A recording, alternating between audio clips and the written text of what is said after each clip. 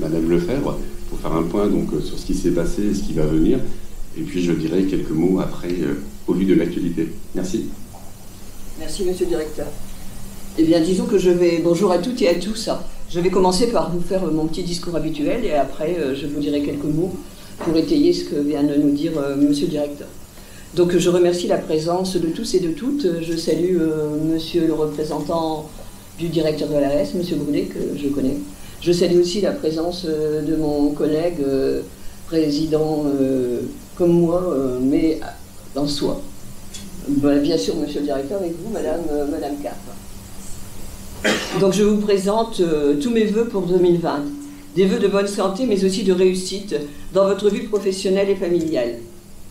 2019 a été une année marquée par de nombreuses manifestations sur tout le territoire national, dont des mobilisations pour la défense de l'hôpital public. L'hôpital public doit pouvoir garantir l'accès, la proximité et l'égalité de prise en charge de toutes et de tous, quels que soient les moyens de chacun et de chacune. C'est particulièrement vrai sur notre territoire où les indicateurs de santé sont inquiétants. Pour remplir sa mission, l'hôpital a besoin de moyens financiers et humains.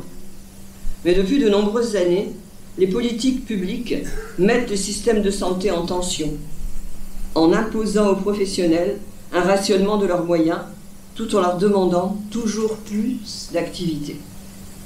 La progression de l'ONDAM, avec un objectif de 2,1%, ne permet pas de répondre aux besoins. Avec la tarification des actes, on arrive à réaliser plus d'actes et à avoir moins de recettes.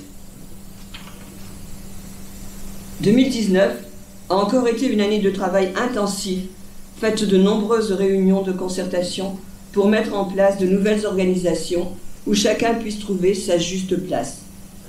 Des réunions aussi pour répondre à la demande de l'ARS, le retour à l'équilibre que l'on peut qualifier dans les conditions actuelles de mission presque impossible. Malgré la mobilisation de toutes les équipes, de tous les personnels, pour trouver les solutions les plus adaptées à une meilleure organisation, notre hôpital reste, vous le savez, dans une situation difficile.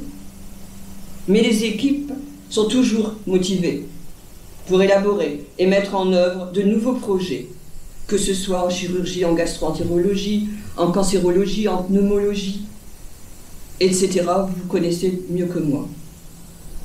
Je vous remercie tous pour ce travail collectif. Un merci tout particulier au docteur Dervaux, président du CME. Merci pour vos engagements et votre attachement au service public.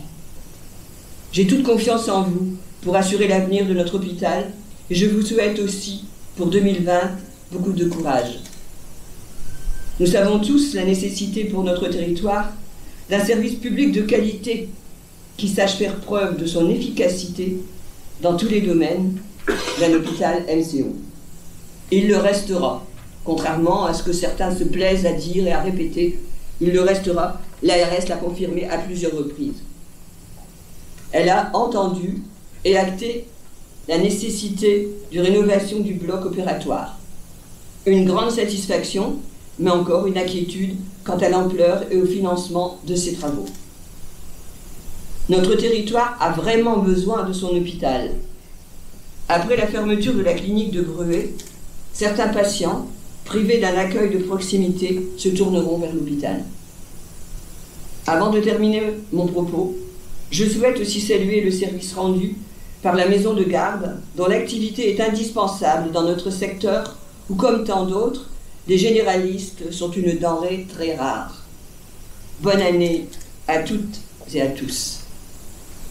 Je vous remercie de votre attention et je vais donc vous dire, mais vous l'avez sûrement, qu'un flash est apparu vers 13h30 pour nous dire que l'hôpital de Lens serait financé avec des moyens exceptionnels puisque 90 millions ont été trouvés.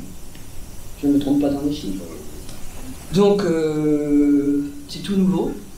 J'ai ensuite eu une communication avec monsieur le directeur adjoint de l'ARS qui m'a donc dit que voilà, cet hôpital de Lens va être financé. Je pense que pour nous, c'est une grande satisfaction puisque vous savez bien et nous savons bien que le sort de nos deux hôpitaux sont liés Donc, nous en sommes très heureux. Je souhaitais remercier monsieur le directeur et toutes les personnes qui ont acté pour que cet hôpital voie le jour. Vous savez que c'est un projet qui a quelquefois été remis en cause. Et là, bon, c'est terminé, c'est acté. Mais M. Mackowiak a été là pour mener ce projet qui est maintenant accepté. Et je pense que je vais lui donner la parole pour nous dire que sa mission est terminée à Lens. Donc, elle se terminera également à Beuvry. Je vous remercie.